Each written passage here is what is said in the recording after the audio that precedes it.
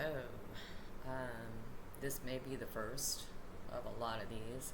Um, Doing this on just a basic old Chromebook.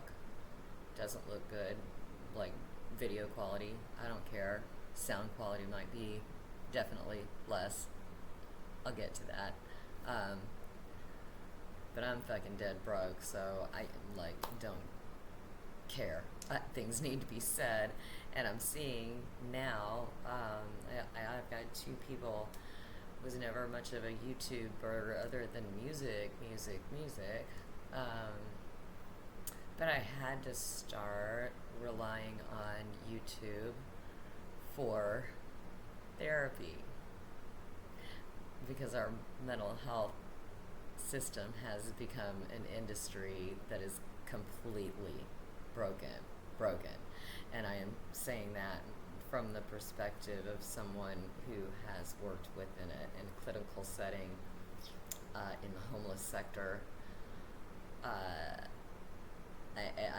been there when it was good, and we relied on our therapists and made it so that they could do their job. And I saw it turn into the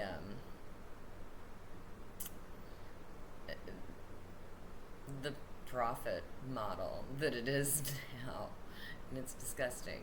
However, having turned to YouTube, I did find two people that I'll tell you about, because between the three of us, I think we give a very whole picture of something that I think more people are experiencing now than ever, and I am seeing it smack in my face in the medical and mental health industries, which is terrifying.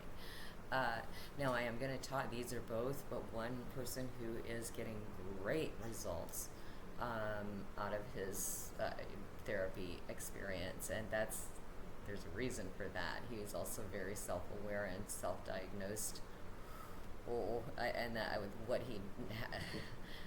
What he self-diagnosed is just astounding that he did that before he ever sought out a therapist, which is the best way to do that. I've done the same thing myself with complex PTSD, and was able just a mere 4 years ago just to find the therapist I needed, go in and say, hey, complex PTSD, I see that you have, you've got these areas of, types of therapies that work for me, done and done. Sounds like he's got one of those, and that's awesome. The other one is a woman who is a licensed therapist, and maybe she's seeing that she's needed on a YouTube channel to help some people through this who just are not getting any kind of face-to-face validation for any of this. I can say that as the person who has gone through that whole system of, and mostly not getting validation when it's the most needed. And it's only been recently that a lot more talk has come out about narcissism and really all of the nuances of it that really press on those of us who are the targets of a narcissistic abuser. So, I'm going to go ahead and tell you these names, and I'll say them again so that you can write them down and look for them here on YouTube. Although, I just realized I know this fella's name, and now I'm trying to think of his handle that he goes by. No. His name is Lee Hammock, and he is I'm going to say a young man in his 30s,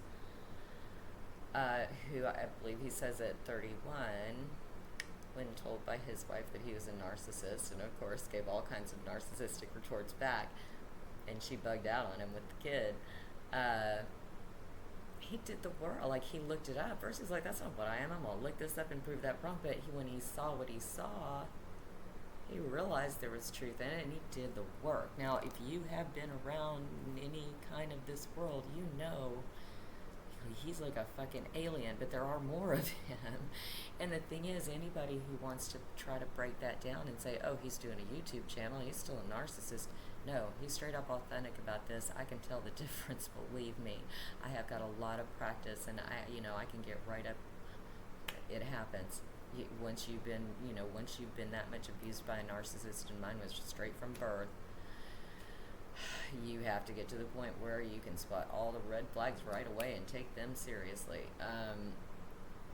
So what I'm seeing there is some real authenticity in what he's doing, and genuinely just trying to do what I'm doing is give you a way to get educated and sturdy yourself up for this shit, because our mental health professionals are just not there.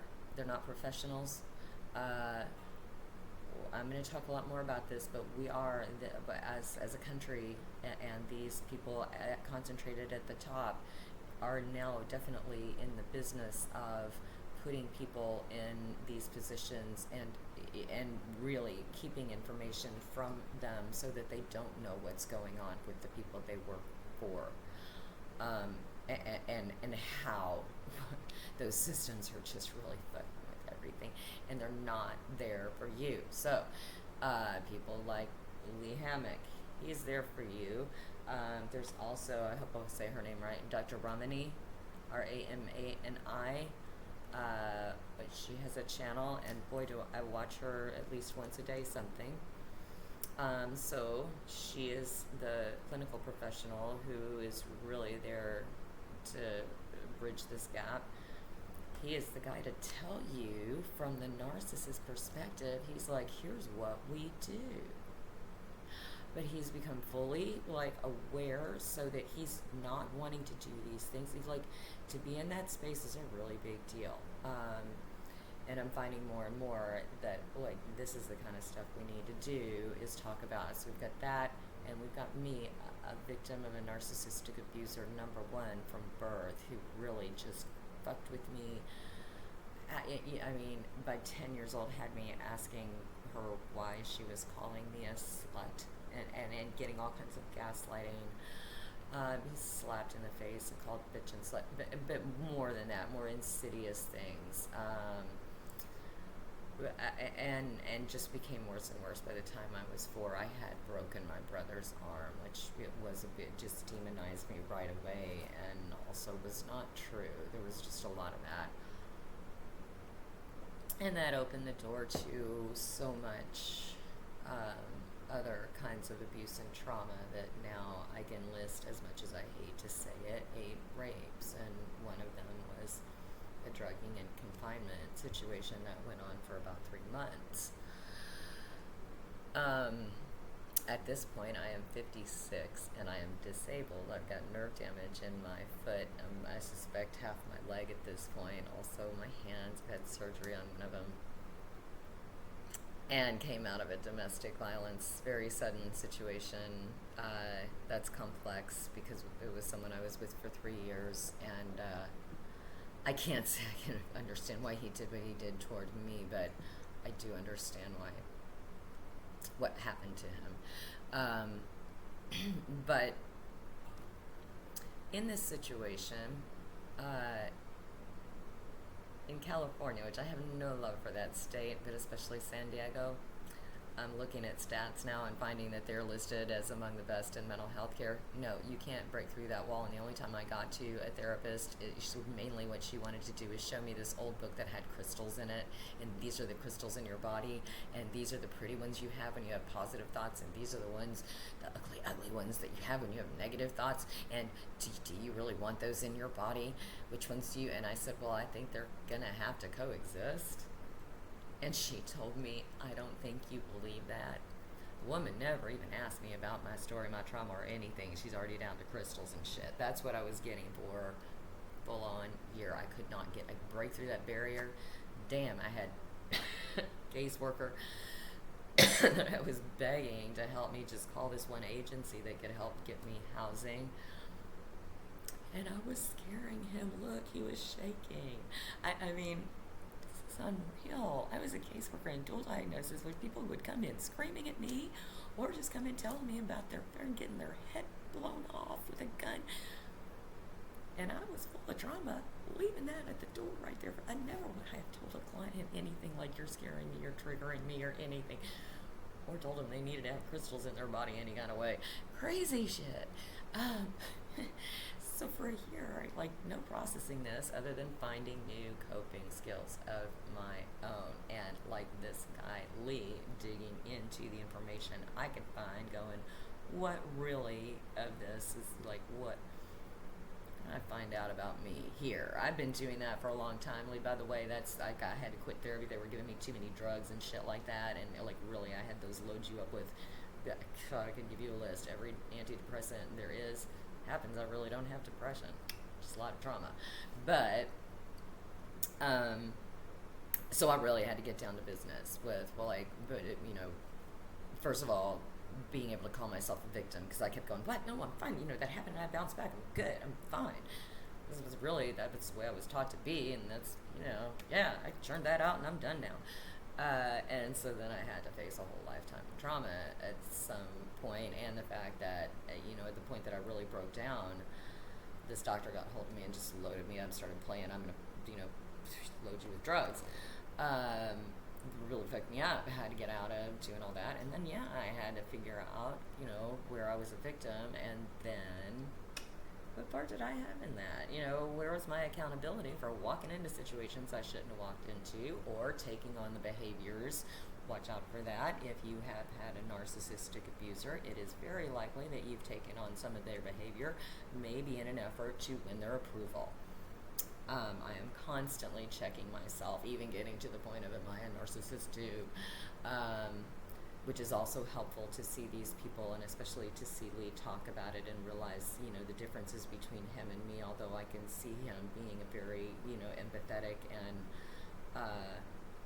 you know, real, authentic person about this, real human being. So, you know, there are differences, but that's where I can see, okay, the things that I'm doing, yeah, I don't do those things that he's talking about, so I'm in the right space. I also know some of the things he talks about I can be prone to, again. So I had to go through that whole thing of bringing accountability, and I also had to create some of my own exercises to meet myself in points of trauma where no one was beside me, and should I continue to do these and get any sort of traction with them, I'll talk more about that, because I had to find a lot of ways for myself to deal with those traumas, deal with a lot of shame, deal with somebody else telling my story and having it stick. And I'm seeing now that after a year of trauma, after knowing personally and caring very much about 3 people who were murdered over the last 2 years, and then some immediate trauma to myself, and nowhere to process that, I'm going to have to do this again myself. I'm going to have to pick myself up whole, and having lost everything. I mean, I don't even have a camera anymore, and I'm a photographer. I can't even do the work. I'm a researcher. I'm like grounded, totally grounded. So here I am, starting from zero again, like, and the most zero I've ever been at 56, with such a bummy foot that it's like, I don't even feel like walking down to the store. I don't have a car. You can get strong out of anywhere. I don't feel weak. I just feel at a grave disadvantage, and it's largely due to these broken systems I've been fighting for weeks, right in front of people, saying, what do you do? What help do you give? Because so far all you've done is sit here and like chit with me, and not a thing has gotten done. I'm doing all that myself, and with the help of basically a virtual stranger when we met. It happens to be just a kind human being who wants to help. It's rough out there for anyone who is taking even a little hit. And I was long to get to this YouTube thing, but the things that it has opened up for me, not just what I'm talking about here, but in the research and something that I'm trying to do that needs to be done, it's all happening here. So here I am joining in. My name is Harvey. It's nice to meet you, whoever's here. Maybe I'll see you again. Peace.